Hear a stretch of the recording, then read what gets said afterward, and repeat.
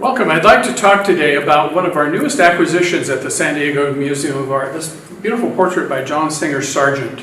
It's a portrait of a little boy that he was godfather to, named Jack Millett. And the story behind this is kind of interesting because, as you might know, John Singer Sargent was in fact an expatriate American. He was born of American parents, but he was born in Florence, Italy. And he had a very cosmopolitan upbringing. His family was well-to-do, and they traveled all over Europe, staying in various art centers and capitals, Paris, London, Rome, Italy, and in Florence and Venice. And so he really, by a very young age, was able to speak 3 different languages, and he was quite sophisticated. At the age of 18, he went off to art school at the École des Beaux-Arts in Paris, where he learned from a great master painter to paint in a fairly modern way. In other words, he sort of rejected the old-fashioned academic style of painting. And he tended to favor, especially in his early career, portrait painting. Well, he painted a portrait called Madame X in the early part of the 1870s, and it caused a huge scandal because it was a society woman who was portrayed in a very sultry sort of way with a very risque dress on and so forth. And it caused such a scandal in Paris that many think that that's why, in fact, in 1885, Sargent moved to London permanently and established his studio in London and carried on his career as a portrait painter in London, working for mostly the sort of nouveau riche, the very wealthy people who earned their money in merchant enterprises, in industrial work and banking, as opposed to the older landed gentry who had patronized the portrait painters in earlier times. And so he catered to these folks by painting these sort of lavish and lush, beautiful portraits of the ladies in their finery and gentlemen in their very dignified business suits and so forth. And he often painted their little children as well. Well, he became really, by the 1890s, sort of the premier portrait painter for society in many countries of Europe, France, England, and also in the United States. And being a sort of American by birth, although he wasn't actually born in the United States, he spent many years traveling back and forth from his base in London to the United States. In fact, he spent almost all of 1890 there, which was just 2 years before this portrait was painted. So he had lots of clients in the United States as well as in Britain. And so he painted many portraits. In fact, it's been cataloged that he painted over 40 portraits in just the year of 1890 when he was in New York. And so if you take that just 1 year and expand that over his career, he probably painted more than 1,000 portraits. Now, some of these were, of course, intimate portraits of his friends and family. Others were these commissions by well-to-do captains of industry and society ladies and so forth. Well, after he moved to London from Paris, he spent some time in the country at a place called Broadway, which is located, it's a little village out in the Cotswold area of England. It's sort of 40 miles sort of northwest of Oxford. And this country area became kind of an artist colony where the central figure was in fact another expatriate American painter named Frank Millet. And his wife, Lily, they sort of ran a kind of an artist colony, informal, and they invited a lot of their friends. Well, this is in fact where Sargent met Frank Millet, who is the father of this young boy. They became very good friends, and in fact, they spent the year of 1890, as I said, in New York City together, not sharing a studio so much, but they were in constant contact and were in the city pretty much all that year. Well, Millet was a painter who really worked in a kind of a style that was similar to what Singer Sargent was interested in. You'll notice in this particular portrait, there's a very broken brushwork. It's not a kind of polished, finished work like the Academy would have taught, but it's much more of a modern, I hesitate to use the word impressionistic, but it's much more of a broken work that gives the overall appearance without being totally detailed. In fact, some of the elements, the shadows, and some of the elements of decoration, for instance, on this textile here, are just one quick slash of color. And so it gives a quick impression of what is there, but it doesn't have this minute, detailed kind of treatment that the Academy would have trained artists to use. If we look at the composition, it's also fairly novel, but it's a good example of how Sargent would use a more informal kind of composition for portraits of friends, family, and the people who weren't really commissioning works from him. This, in fact, if you look at the top, has an inscription on it that gives the name, and it says, to my friend, Mrs. Millet, and 1892 is the date given. It's a little hard to see because it's kind of in red on a brown background. But this means that, in fact, he painted this, without pay. It wasn't a commission. He did it for his godson to give to the boy's parents as a gift. And this is not an unusual thing. When the boy was first born, he's about 4 years old here, by the way, so he was born in 1888. Sargent did a couple of really very nicely finished drawings of the boy as a baby.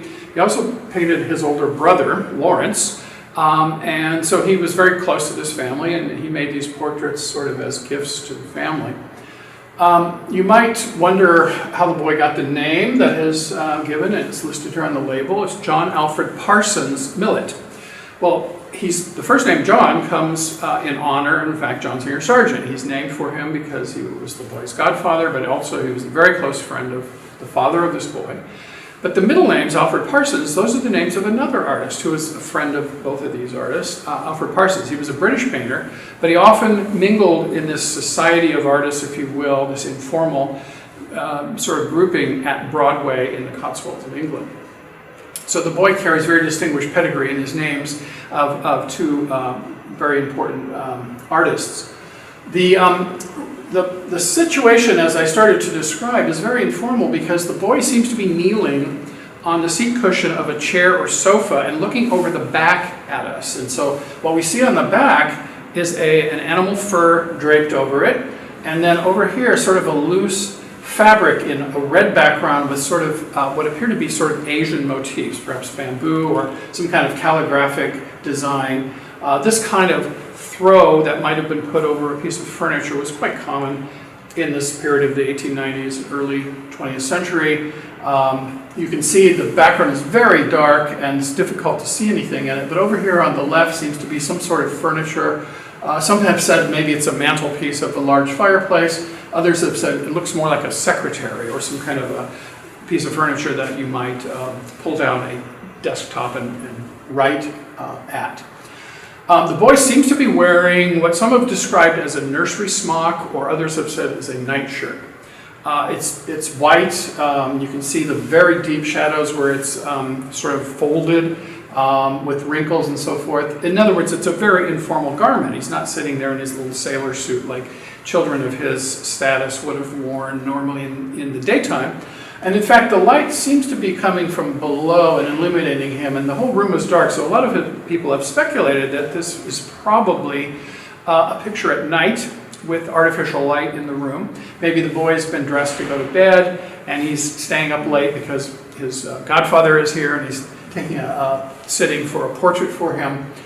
A lot of folks, in fact, also are puzzled by his appearance because he's got very long, luscious sort of curling hair. But this is quite normal for this time period because boys and girls were not really differentiated in terms of hairstyles or costume. They would often wear the very same clothes until they're a bit older.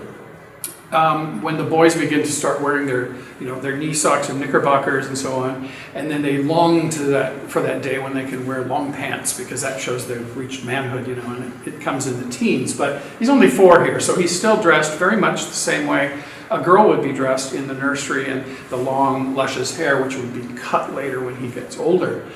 Even his ruby red lips look very sort of androgynous. It's hard because he's at a tender age and so on. But he looks very alert. He's looking right out at the viewer in a very engaging sort of way. You can tell, I think, there's a kind of a rapport with the painter because, again, remember, he is the godfather of this boy. And this was a very sympathetic treatment of the young lad. And so just a little bit of a postscript is kind of interesting in that the father of the boy, when 20 years later, actually died in the sinking of the Titanic. He was coming back from London to New York when the ship went down. And he was praised by a lot of people later who survived the sinking, who said the last they saw of him, he was helping women and children get into the lifeboats. And so, it's a sort of a tragic end, but he did it in a very heroic fashion. But by that time, he was a student in Harvard University, and he went on to study psychiatry, and he became a very prominent psychiatrist, which is kind of interesting. I think another little side note, in this little artist colony that grew up around the Millett family in Broadway in the Cotswolds, there were many writers as well as other kinds of artists. They were friends with people like Mark Twain and other prominent writers. And in fact, there's a little anecdote that when Frank Millett and his wife Lily were married, Mark Twain was actually his best man at his wedding. So you can see that kind of social milieu that was what these people belonged to as sort of leading lights in a very artistic part of England that blended much of the society that we had seen earlier in, for instance, Paris, where you also get the kinds of intermixing of musicians, visual artists, and writers. And that, again, of course, continues right on into the early 20th century. So John Singer Sargent, by 1907, he had had such success as a portrait painter, but he had painted so many portraits that he got kind of fed up with it. And he actually sort of renounced portrait painting. He, in fact, called portrait painting a pimp for painters, that you would actually sort of have to please the sitter. And so he felt like he was a pimp catering to the desires of the sitters, the people who commissioned the paintings. And he sort of rejected the whole thing. And in fact, he switched directions and started painting landscape paintings.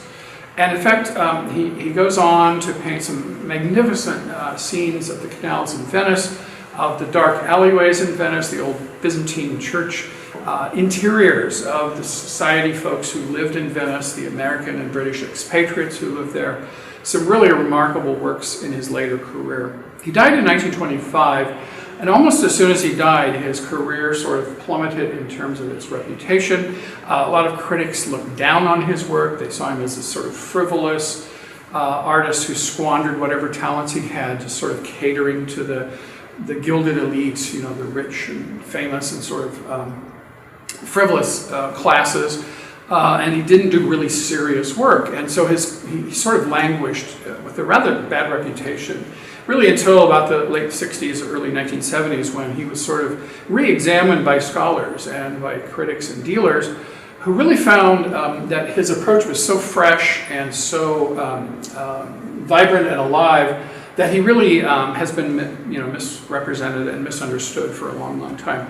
So he has come since 1970, say, into his own, and has become quite a widely respected portrait painter, and seen again as a kind of example of the very, very best that portrait painting could be in the late 19th century.